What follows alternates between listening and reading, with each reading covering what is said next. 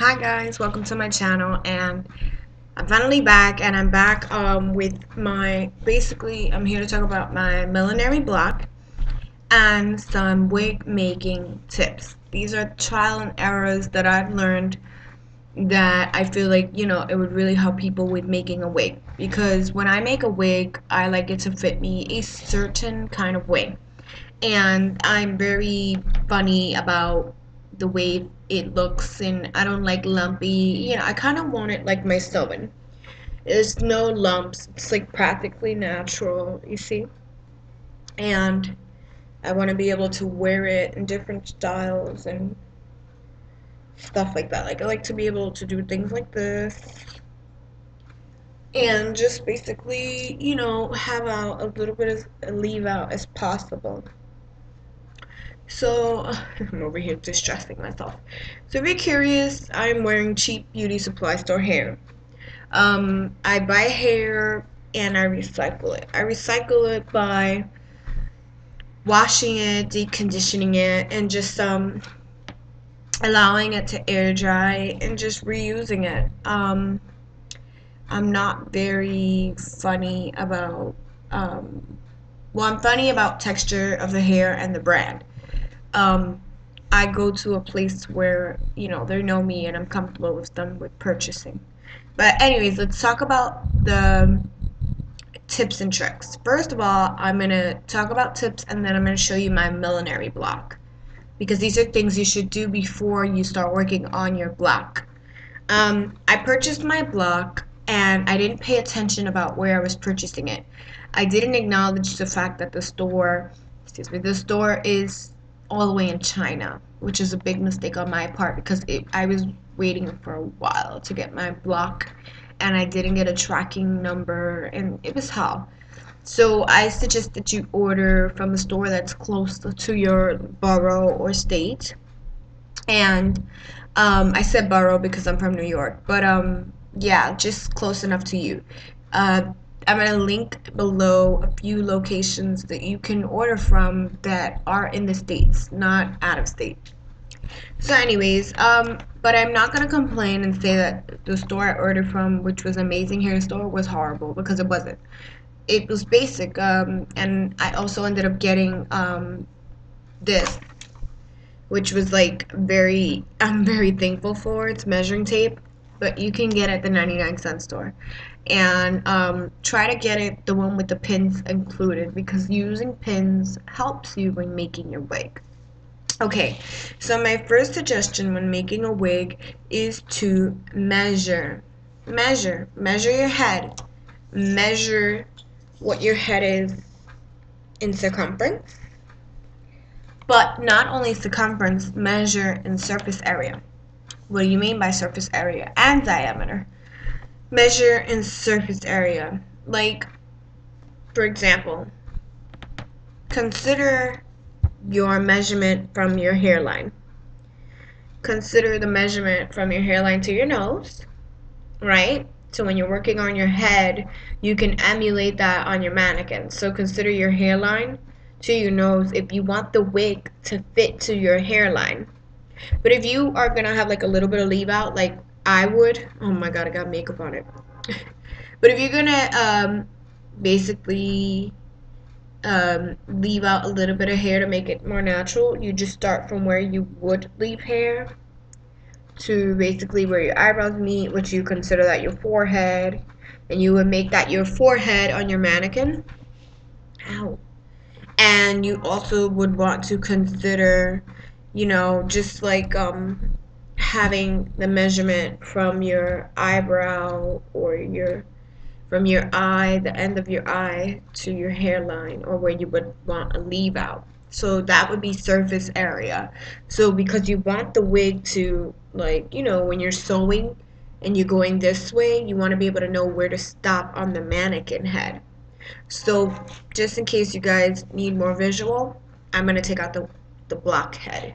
So when I got my millinery block, it came in a bag like this, and it has a few stamps on it because it came from a long way. So it came like this, and the inside has bubble, you know, the bubble wrap inside. But it came like that, and it had a little baggie inside, like this, along with the inventory items, and it had the measuring tape inside of it, and my blockhead had a plastic bag over it. This was wrapped with bubble wrap to protect it, so you know it's really well wrapped. And as you can see, this blockhead is like fabric, so you can pin it easily and stuff like that. And if you see the size of it, it's like a person's head basically. Like this is a good example of someone's head right here, not your little foam head. Because usually the back of our heads are flat, because when we're babies we lay down on our heads a lot, on our backs. So basically when you have a block like this, let me move back. When you have a block like this, right, you should always take it, put it down, and look at it. So this is the back of the head, right, and this is the front of the head right here. So this is like supposed to be our neck, and this is like the beginning of our face right here, and this is the back of our head.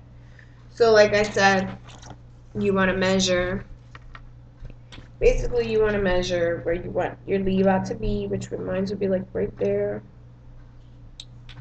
So my leave out would start over here, and this is like where my like this.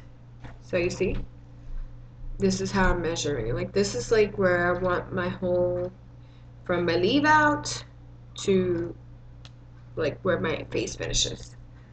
So this is like supposed to be the curvature, and this is where I should begin. Well, if I had the cap on it, this is where the wig should begin, and this is where I basically would mark on my wig cap where I want my wig to end. When I'm like sewing it back and forth and putting it on, this is where it's supposed to end. But then remember I mentioned that you should measure where your eye is to basically where you want the wig to stop on the side over here too. So mine would be a little bit more right here. So this is like 3 inches. So I want it to be 3 inches basically in circumference. Okay? So because I would have them previous measurements of where my head is, right? I would continue on by just basically, because also I'm learning that now.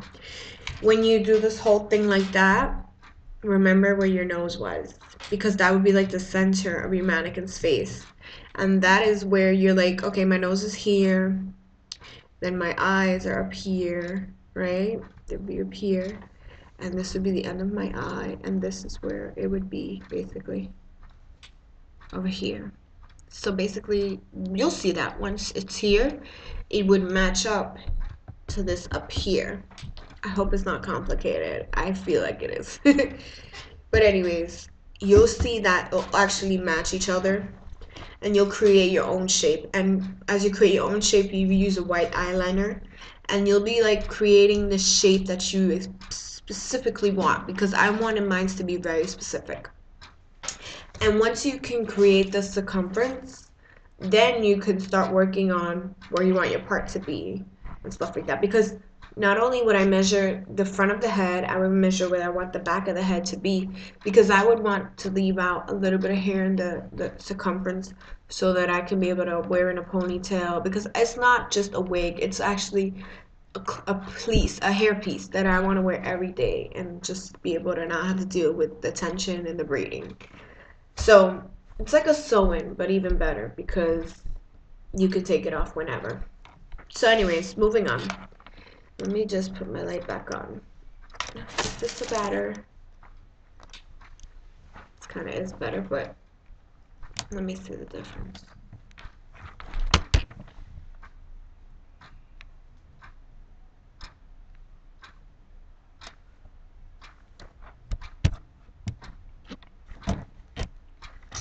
Okay, guys.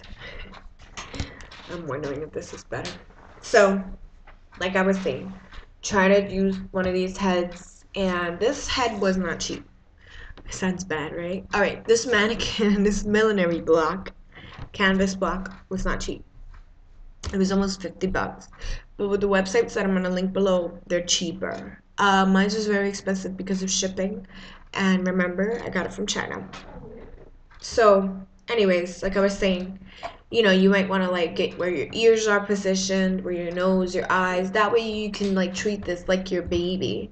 And this is like a universal shape. It's like everybody's size, and you can't really go wrong once you have something like this because it's similar to everybody's head. So anyways, with that said, that's the best advice I could give you. I would actually also recommend that you get the pins and you use pins to help you position everything where it belongs, because I found that mine's moved a lot, and once you take it off the cap, it's like a different story. Also, whenever you make your cap, your wig, make sure you create like um at the edges, make sure there's strong bases. Like whenever you're getting close to the edge, try sewing closer so that you can have it like a harder band, whereas you can also be able to maneuver the hair easily. I would suggest the fold over method on the edges. If you don't understand what the fold over method is, just write me below and I'll try to direct you in the best way possible. But I think those are the best things to do.